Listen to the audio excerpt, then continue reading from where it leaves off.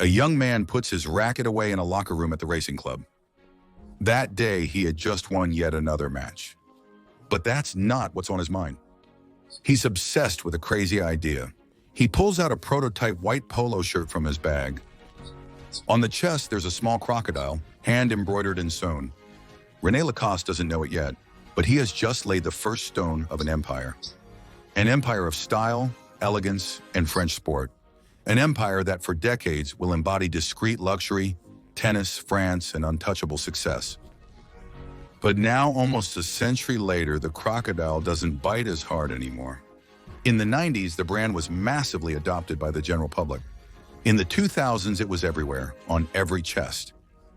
Then it gradually disappears. Dilution, counterfeiting, oblivion. And yet, Lacoste isn't dead. But then, how did a simple polo brand become an icon of French chic all around the world, before completely losing its footing and falling into oblivion? Why was it abandoned by an entire generation, even though its logo was one of the most famous in the world? Hi, Team Mindset. I hope you're well. Today, we'll revisit the history of one of the greatest phenomena in French textiles. From a tennis player's genius to his errors. From scandals that almost stopped everything to the comeback attempt of a brand that refuses to die. Let me know in the comments what topics you want to see on the channel. And as usual, we'll finish with the lessons that every entrepreneur can learn from this to succeed. Let's get started.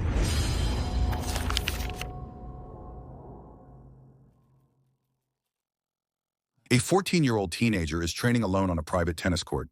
He's small, fragile, he coughs often.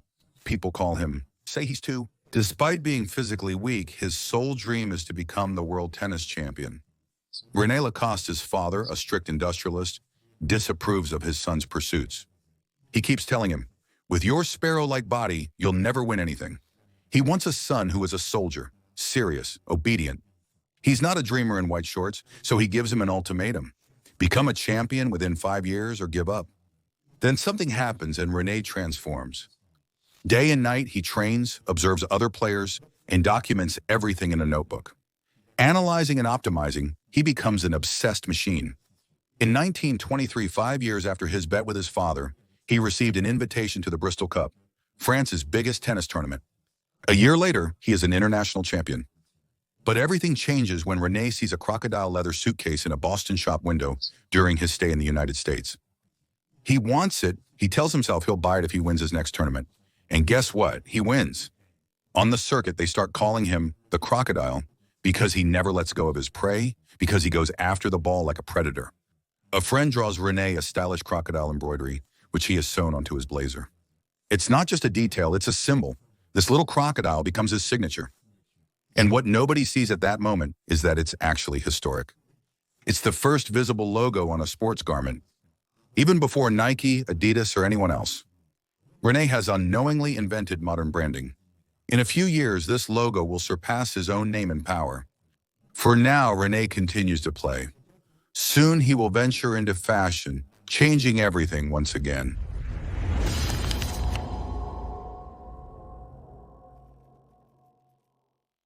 It's too hot to run in a neatly ironed long-sleeve shirt, as required by the rules. Tennis at the time was a matter of style before it was a matter of performance. Overwhelmed, René asked the tailor to create a custom outfit for him. A lightweight, breathable cotton top with a soft collar and 3 buttons. The first sports polo was born. At the tournament, he wears it, with the iconic green crocodile on the chest. Spectators are shocked. Some judges want to ban him from the tournament, but on the court, everyone understands his skill. He is freer, faster, more at ease, and above all, he is different. In the following weeks, other players begin imitating him, not for the logo or style, but for the comfort. René then realizes something significant. His attire is more than just clothing. He makes a radical decision to create a highly desired, yet previously unimagined product. In 1930, he puts away his racket and creates his brand, the name Lacoste, with his partner André Gillier, a textile entrepreneur. The mission is to market the polo with a logo on the outside, which has never been done before, and it works very well. Lacoste polos become a symbol, one of sporting elegance, of a successful France. René doesn't do traditional advertising. Instead, he sends his polos as gifts to influential people. Consequently, John Kennedy, the United States president, Clint Eastwood and everyone else wears them. The crocodile has become a social status, an exclusive club. And wearing a Lacoste polo means saying, I'm someone who's understated, refined, and I don't need to overdo it. But as always, the more a product is desired, the more it gets copied. The crocodile is soon going to lose control and fall into a much more unpredictable jungle, that of the general public.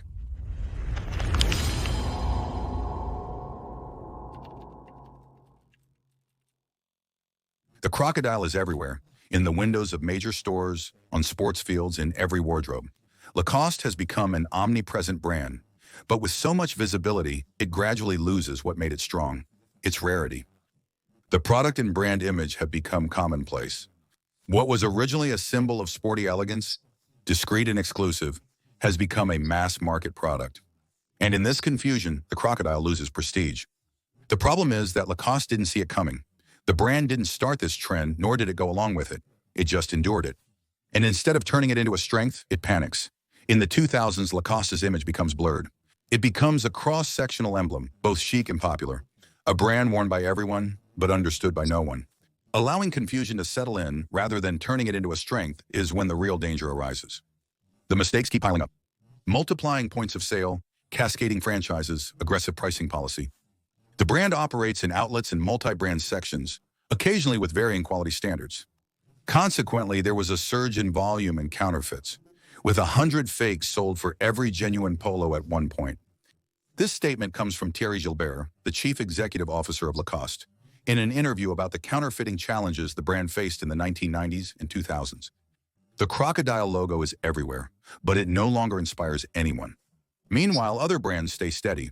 Ralph Lauren keeps its prestige, Nike emphasizes its legacy while engaging new generations, and streetwear brands surge in popularity.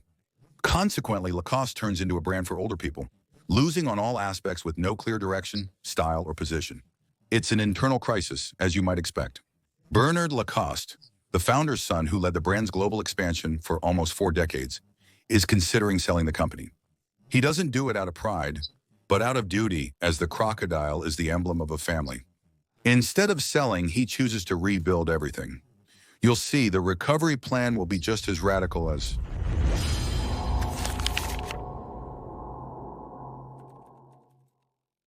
A man settles into a minimalist office at the headquarters of MF Brands Group. His name is Thierry Gilbert. He's the one I was telling you about earlier. His mission to revive Lacoste. What he finds is a scattered brand, dozens of outsourced licenses, a flagship product that has become ordinary, and above all, an image muddled between tradition and loss of meaning. So, he makes a bold decision. He reclaims all licenses for shoes, bags, underwear, perfumes. Everything returns under his internal control. He shuts down the least profitable distribution channels, closes stores, and deliberately increases prices. To regain premium brand status, Scarcity must be restored, alongside a fresh creative vision for an all-encompassing transformation. He names Louise Trotter as Lacoste's first female artistic director. She modernizes the cuts, relaunches the women's line, establishes real stylistic coherence. Lacoste becomes a fashion brand again, not just a tennis memory. It works. In 5 years, revenue doubles from $1 billion to $2.5 billion by 2024. The aim is to reach $3 billion and reclaim its status as a global icon of sporty chic, blending Ralph Lauren, Nike, and urban lifestyle. Even if the financial goal won't be fully reached, we're getting closer. And this renewal comes at the right time, because it's also a moment when the brand has to deal with its ghosts. Because in the shadows, Lacoste has been shaken by several controversies. In 2011, Greenpeace accused it of using polluting suppliers in China.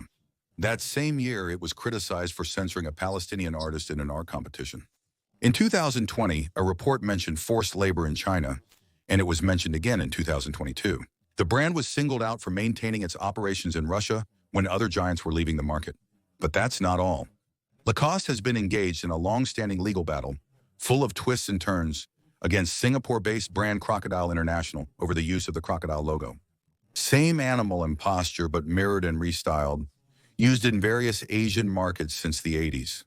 An anecdote escalated into a 20-plus-year global intellectual property battle with varying rulings in each country.